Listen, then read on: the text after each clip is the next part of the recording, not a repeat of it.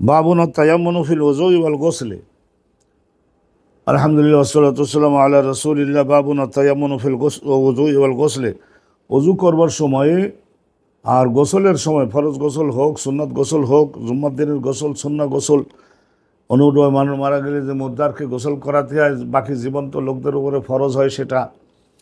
তো অতএব গোসল দেওয়াটা তাদের উপরে কর্তব্য হয়, ফরজ হয়। তো এই সমস্ত গোসলের মধ্যে, ওজুর মধ্যে তায়াম্মুম, প্রত্যেকটা অঙ্গ ডাইন হাত আগে ধুতে হবে, তারপর বাম হাত ধুতে হবে, তারপরে অনুরূপভাবে প্রত্যেকটা কাজে ডাইনটাকে প্রাধান্য দেওয়া।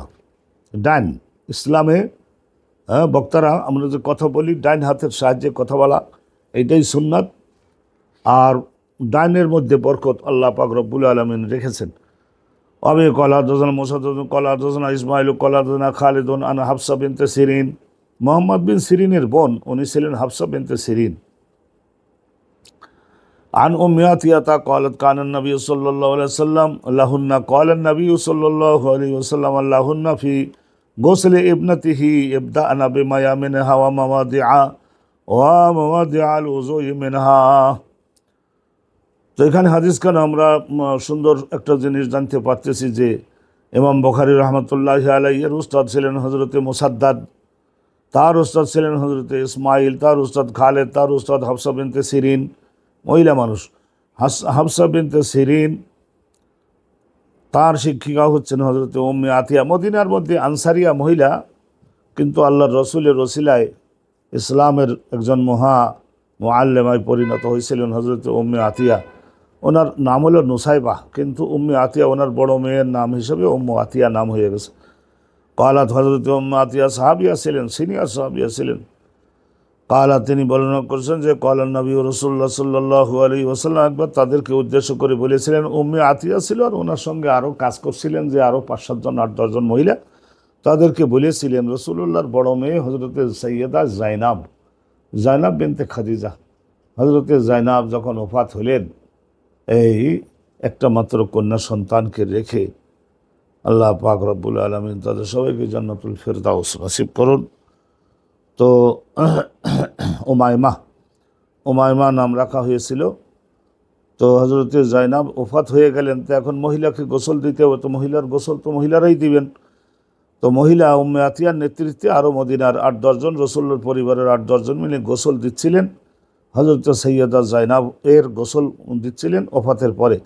তো রসুল্লাহ আশেপাশ দিয়ে ঘোরাঘুরি করতেছেন, মাসালা কালাম বলিয়ে দিচ্ছিলেন। কয়লান নবী ও রসুল্লাহ বললেন, লাহুন্না উম্মে আতিয়া, আর ওনার সঙ্গে গোসল দেওয়ার কাজে যারা যারা সহায়তা করছিলেন তাদের সকলকে লক্ষ্য করে বললেন যে, কি বললেন, ফি গোসলি ইবনাতিহি, নবী করিম সাল্লাল্লাহু আলাইহি ওয়াসাল্লাম, আর ইবনাতুন মানে কন্যা, আর ইবনুন মানে ছেলে, আর ইবনাতুন মানে মেয়ে। রসুল্লাহ সাল্লাল্লাহু আলাইহি ওয়াসাল্লামের তো সবই চলে গেল, তারপর 4টা মেয়ে ছিল, 4টা মেয়ের মধ্য থেকে হযরতে সৈয়দা জাইনাব মারা গেলেন। ওনার ফরজ গোসল দেওয়া হচ্ছে, মহিলারা দিতেছে, চতুর্বারে পর্দা টানানো, নবী পাক পর্দার বাহির দিয়ে হাঁটাচলা করতে লাগলেন আর কান্দাকাটি তো করতেছেন। বড় মেয়েটা চলে গেল, রসুল্লাহর জন্য অনেক সান্ত্বনা দিতেন, আর রসুল্লাহ যখন খুব কষ্ট হতো তখন সান্ত্বনা 4 কন্যা সন্তানই তো দিতেন। তো একজন ছিলেন হযরতে সৈয়দা জাইনাব বিনতে খাদিজা, আর একজন ছিলেন রোকাইয়া, আর একজন ছিলেন উম্মে কুলসুম, আর একজন সর্বশেষে তো ছিলেন হযরত ফাতেমাতুজ জাহরা। তো এই যে 4 কন্যা সন্তানের এই বড় মেয়ে হযরতে সৈয়দা জাইনাব ইন্তেকাল করলেন, ফরজ গোসল ওনারে দিতেছে উম্মে আতিয়া, আর ওনার সঙ্গে মদিনার আনসারি মুহাজিরা মিলে মহিলা পারিবারিক যারা ছিলেন তাদেরকে রাসূলুল্লাহ বললেন যে, ইবদা'না বিমায়ামিনহা, তোমরা আমার মরহুমা মেয়ে জাইনাবের ডান থেকে তোমরা আগে ওযু করাও। যেমন ওযুর সময় আগে ডান হাত ধৌত করার আইন, ওরকম ডান হাত আগে ধৌত করাও, কবজি সহ তারপর বাম হাত ধৌত করাও। অনুরূপভাবে ইয়ে করো, ডান থেকে তোমরা শুরু করো। ইবদা'না বিমায়ামিনহা, ডাইনের থেকে তোমরা শুরু করো। তাহলে এর দ্বারা বোঝা গেল যে ওযু করতে সময়ে প্রত্যেকটা অঙ্গ অনুরূপভাবে ডান থেকে আগে ধৌত করা শুরু করতে হবে। ওয়া মাওয়াদিআ, পা ধোয়ার সময়ও ডান পা আগে, তারপরে বাম পা, ডান হাত আগে, তারপরে বাম হাত, তারপরে অনুরূপভাবে এই প্রত্যেকটা বিষয়েই।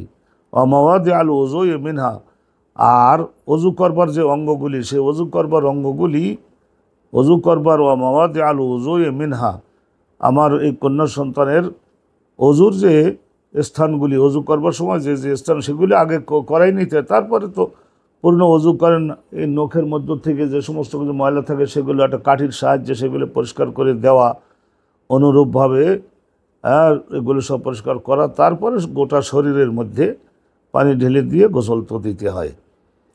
তো কোনো একটা পশম যাতে শুকনা না থাকে এইভাবেই তো দিতে হয়। তো রসুল্লাহ সাল্লাল্লাহু আলাইহি সাল্লামের এই হাদিস দ্বারাই, নির্দেশ দ্বারাই বোঝা গেল যে অজুর ক্ষেত্রে এবং এই সমস্ত ক্ষেত্রে, অজুর ক্ষেত্রে, গোসলের ক্ষেত্রে ডান থেকে শুরু করতে হবে। আমরা এইভাবে করে থাকি আলহামদুলিল্লাহ। তবু আল্লাহর নবীর অনুসরণ আমাদের জীবনের জন্য অনেক আকাঙ্ক্ষার জিনিস। তো এই একখানা হাদিস আপনারা শুনলেন, আর একখানা হাদিস একটু শুনলেই আলহামদুলিল্লাহ সংক্ষিপ্ত আছে। এক অনুষ্ঠানে দুইখানা হাদিস আমরা অন্তর্ভুক্ত করে দিচ্ছি, আপনারা বুঝে নেবেন। ওয়াবে কলা হাফস ইবনে ওমর, হযরত ইমাম বুখারী হুজুরের উস্তাদ হাফস ইবনে ওমর, তার উস্তাদ হযরত শুআবা ইবনুল হাজ্জাজ, তার শিক্ষক হযরত আশআস ইবনে সুলাইম, তিনি তার উস্তাদ যখন বলছেন যে সময় তু আমি আমার বাপকে বলতে শুনেছি, আশআস বলছেন ওনার বাপের নাম সুলাইম, সুলাইমের কাছ থেকে আমি শুনেছি। আন মাসরুকেন, তিনি শুনেছেন হযরত মাসরুকের নিকট থেকে, মাসরুক ইবনুল আসওয়াদ।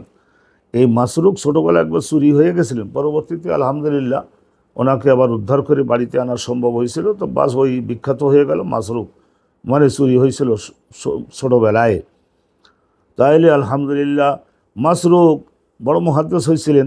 হযরত এই সমস্ত ছোটো ছোটো ছেলেবেলি ধরে রাস্তা থেকে ধরে এনে এই 5 বছর 6 বছর 7 বছর 8 বছর বাকি জীবনে টিকে থাকতে তো হবে। আল্লাহর নবী তো আল্লাহর কাছে গেছেন চলে। আয়েশা সিদ্দিকা যখন রসুলের ওফাত হলো, তখন আয়েশা আম্মাজান আয়েশা সিদ্দিকার বয়স মাত্র 18। তো এর পরের থেকে আলহামদুলিল্লাহ আরও প্রায় 39-40 বছর বয়স তো জগতে উনি ছিলেন।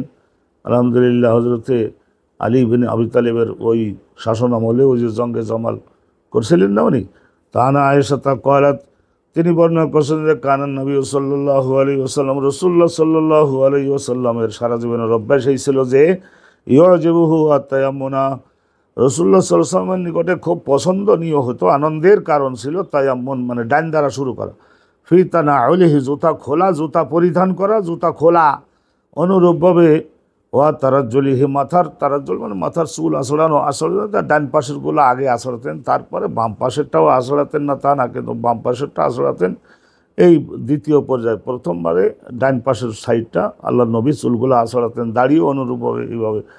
তারাজ্জুলিহি, এই চুল দাড়ি আঁচড়ানোর জন্য যে কঙ্গন থাকে না, চিরুনি, এইটা ডাইনের থেকে আগে ব্যবহার করতেন। অত হরি, অজুর সময়, ফরজ গোসলের সময়ে ডাইন হাত দিয়ে ডাইন হাতে ধৌত করাটা আগে করতেন। অত হরিহি ফি শানিহি কুল্লিহি, নবী করিম সাল্লাল্লাহু আলাইহি ওয়াসাল্লামের প্রত্যেকটা কাজে, প্রত্যেকটা কর্মে, শানুন মানে এটা প্রত্যেকটা কাজে, প্রত্যেকটা কর্মে ডাইনের থেকে নবী করিম সাল্লাল্লাহু আলাইহি ওয়াসাল্লাম শুরু করতেন। তা আমাদের অভ্যাস করতে, মসজিদে ঢোকবার সময় ডান পা আগে দিতে হবে, বাহির হওয়ার সময়ে বাম পা আগে দিতে হবে। অনুরূপভাবে এইভাবে আল্লাহ পাক রব্বুল আলামিন এর রসুল আমাদেরকে এগুলি একটা আইন দিয়েছেন। অবশ্যই টয়লেটে ঢোকবার সময় আগে বাম পা দিয়ে, যেহেতু দুর্গন্ধযুক্ত স্থান, তার বাহির হওয়ার সময় ডান পা আগে দিয়ে। তো এই বিষয়গুলি আমরা জানলাম এবং শিখলাম।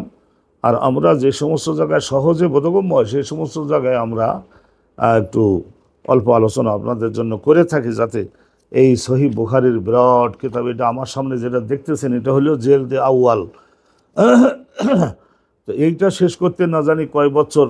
আল্লাহ পাক রব্বুল আলামিন আমাদেরকে দয়া করে সময় দান। দ্বিতীয় খণ্ড আছে, সেই সমস্ত যখন কিতাবুত তাফসির শুনবেন, কিতাবুল মাগাজি শুনবেন, সুবহানাল্লাহি ওয়া বিহামদিহি, তখন মনে হবে যে শুরু করা যাক আর ফজরের নামাজের আগে উঠব। এই ধরনের এমন এমন আলোচনা, সুবহানাল্লাহি ওয়া বিহামদিহি, নবী রসুলগণের যে হায়াত জীবনী রসুল্লাহ যেভাবে বর্ণনা করেছেন, আমাদেরকে সেই দিকে অগ্রসর হতে হবে। আর সামনে অনেক জীবনের শ্রেষ্ঠ খাদ্য রয়েছে, আমরা অগ্রসর হচ্ছি। আজকের এই পর্যন্তই। ওয়া আখিরু দাওয়ানা আলহামদুলিল্লাহি রাব্বিল আলামিন।